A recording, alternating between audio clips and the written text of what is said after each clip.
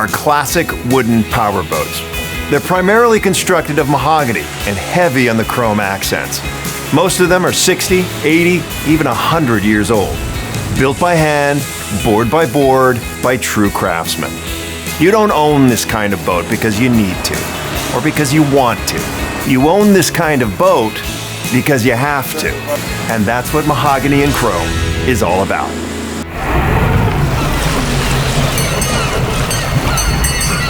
Next to walking, boats are mankind's oldest form of transportation. From the moment that first primitive human climbed on a log and floated down a river, wooden boats injected themselves into our DNA. And the instant someone got the bright idea to drop an internal combustion engine into a wooden boat, well, then they got into our souls.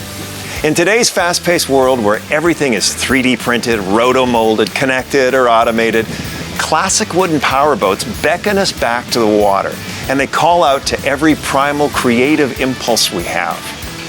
They excite our human urges to build, to fix, to tinker, to restore, to create a thing of beauty, to unplug, to go full throttle, and to experience absolute freedom. That's why Mahogany and Chrome travels the country, looking for people who stop at nothing to hunt down, preserve, restore, and enjoy these floating masterpieces. Along the way, we roll up our sleeves, make new friends, watch some wood chips fly, learn about boat building, and explore the beautiful waters these boats call home. I'm Tyler Harcott. Welcome to Mahogany and Chrome. With so many classic boats out there and boating destinations from which to choose, the challenge is finding the place to start. And that's when the topic of this episode literally found us. Our crew was filming at Lake Coeur in northern Idaho. We learned of a super rare wooden boat in town, one of only 6 that are known to exist.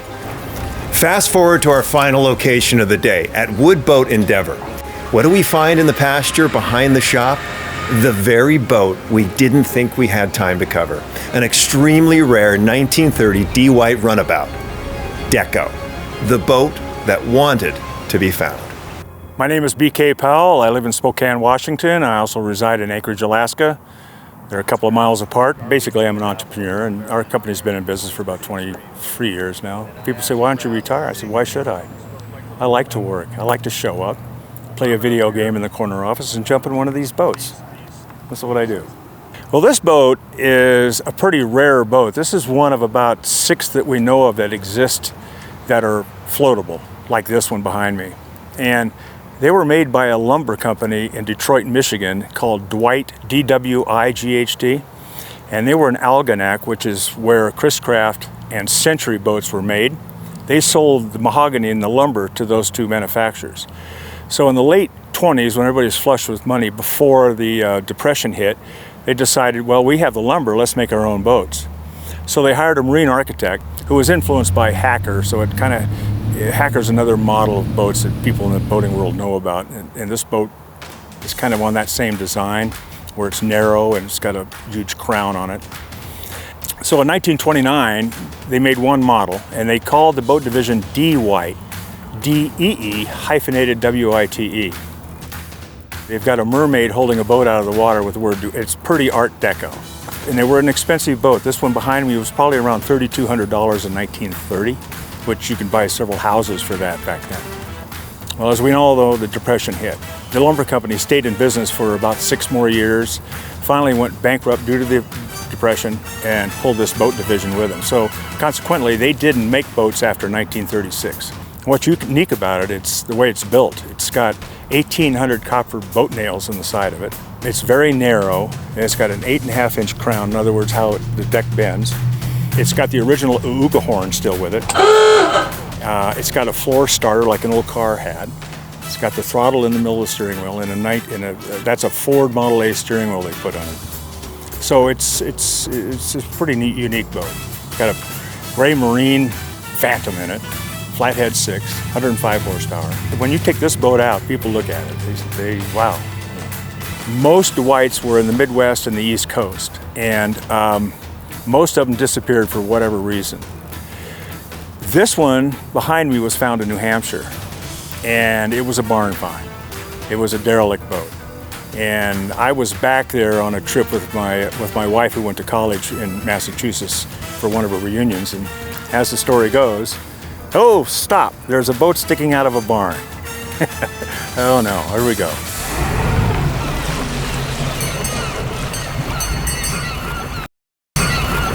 For a collector, there's nothing quite like the rush you get when you see an old piece of wood, a distinct scrap of steel, or that shiny piece of chrome peeking out from under a tarp, the shadow of a barn or an old boathouse. If you can just get to it, if you can just make it yours. Once you experience that feeling, you'll spend a lifetime chasing it. It's that powerful. And that's what was happening to BK on that fateful trip through New Hampshire. Oh, stop, there's a boat sticking out of a barn. So I jumped out, went over to the house, knocked on the door. Young man answered it. I said, is this your boat here? Well, it belonged to my great-great-grandfather and my dad, and they're not here, and I don't know anything about it. So, okay, long story short, came back in about an hour. His dad was there, so we went out and looked at it, and they pulled the cover off. And one thing when you find an old wooden boat is you want to make sure that it still has the hardware on it. The shiny stuff you see behind me and the instruments, because they don't make that anymore. Wood can be replaced. Wood on a boat like this one still has the original frame, so that's a template, so you can go from there, but not the instruments. So the first thing I noticed, it had all the instruments. Then I asked him, well, what is this? He goes, I think it's a DeWitt, like everybody else, a DeWitt. I've never heard of a DeWitt before. That's how rare they were. So I went through the history of the boat, and their great-grandfather bought the boat brand new from the factory in Detroit in 1930. Brought it to New Hampshire on Lake Winnipesaukee. That's where it resided its entire life. It hit a big rock in 1970 on the bow, sunk at the shore, and been in that barn since 1970. So, being the collector that I think I am, and maybe I should be right now, I asked them about what they want to do with it. And they said, well, I don't know, maybe we'll make a planter out of it, maybe we'll burn it. No. Do you want to sell it? And it was like, you want to buy that? I could have basically walked out of there for peanuts. So I gave them an honest price for it. Came back here to Spokane, sat in my shop for a few years, looked at it, and it was beyond my pay grade. Even though he didn't know anything about it, BK recognized that he'd stumbled onto a very rare and collectible boat and literally pulled it off the burn pile. But now that he owned the DeWitt, or what was left of it, he didn't even know if it could be saved. What was he going to do with a pile of planks? We'll find out.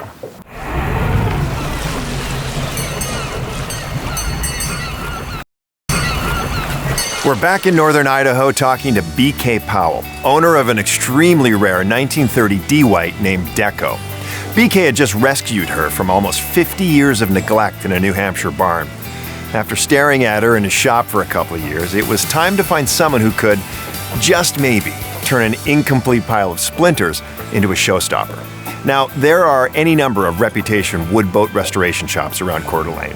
But BK didn't want to rely on a reputation. He saw the value in building one. My name is Andrew Kerfoot. I live in Dalton Gardens, Idaho. I own Wood Boat Endeavor. It's a business that I restore and refinish classic and antique wooden boats. I met BK Powell probably 2 years in to my business, and I had refinished his Chris Craft Sportsman. Did some light work, and then I caught wind that he had the DeWitt sitting in his garage and that it needed to be rebuilt. I really needed something to show somebody that I could build a boat from front to back, because I'd replank hull sides, I'd replank the deck, I'd replank bottoms, transoms, but I'd never done one full thing front to back. And when I knew that he had that boat, I actually started working on him, sending pictures of like the blank, concrete, and like, this could be your boat. And I kept working on him, and finally he pulled the trigger and brought the boat over to me. There was a lot of homework that went into that boat. There's not a whole lot out there about it. So you're talking, going over old black and white pictures and whatever, sales slips, anything that you can gather from online, and it wasn't much. And there's not a lot of these boats out there to research, as opposed to Chris Craft. There's a lot of them. You can research those. There's a museum back in Virginia that has all this information on Chris Crafts and maybe Garwoods and Centuries, but not a DeWitt. So we researched it. We went through everything we could find. We spent a lot of money on eBay for people that had these documents, that they knew how much they were worth. And in about 2 years, Andy made it look like this. And this is you did a great job. And this is about what they look like. We have a couple of pictures of this boat, this same boat in a showroom that we found. And we matched it pretty completely with the way it sits behind me. After 2 years of hard work, meticulous research, and creating structural elements for the D-White without any sort of pattern or plans, the Deco was finally finished. But guys like BK and Andy aren't in this game just for the fun of it. When it comes to restoring classic boats, pride and reputations are always on the line. Owners and restorers prove the authenticity of their classic boats and the skill of their restorations at boat shows all over the country. Here, expert judges score boats based on the most exacting of details: upholstery material, the types of wiring, insulation, period-specific hardware, that sort of thing. And members of the public vote for their favorite boats. How will Deco measure up when she's unveiled for the first time?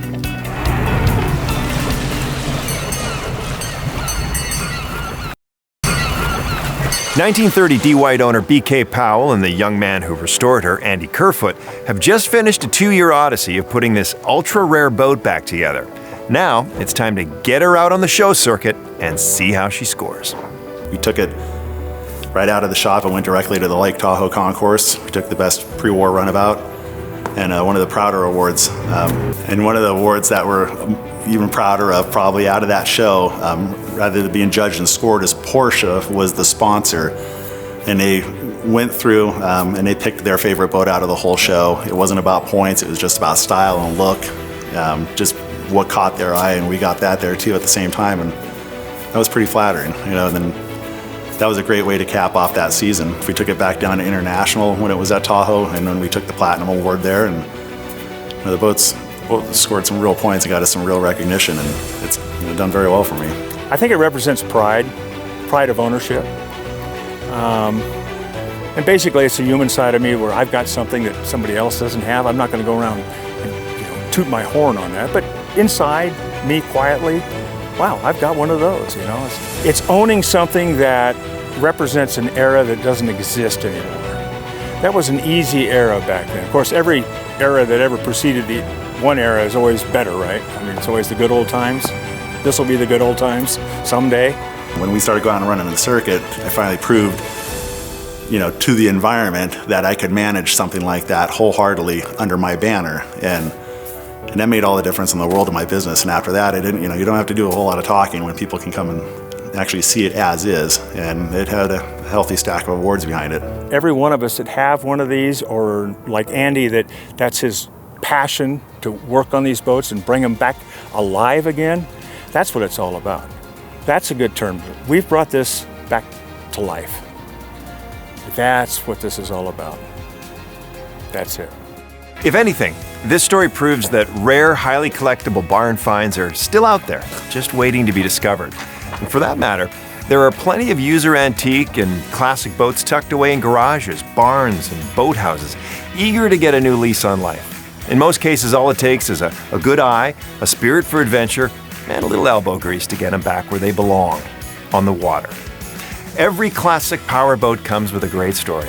They're either waiting to get told, like Deco's, or in the case of Andy Kerfoot and Woodboat Endeavor, they're just getting written.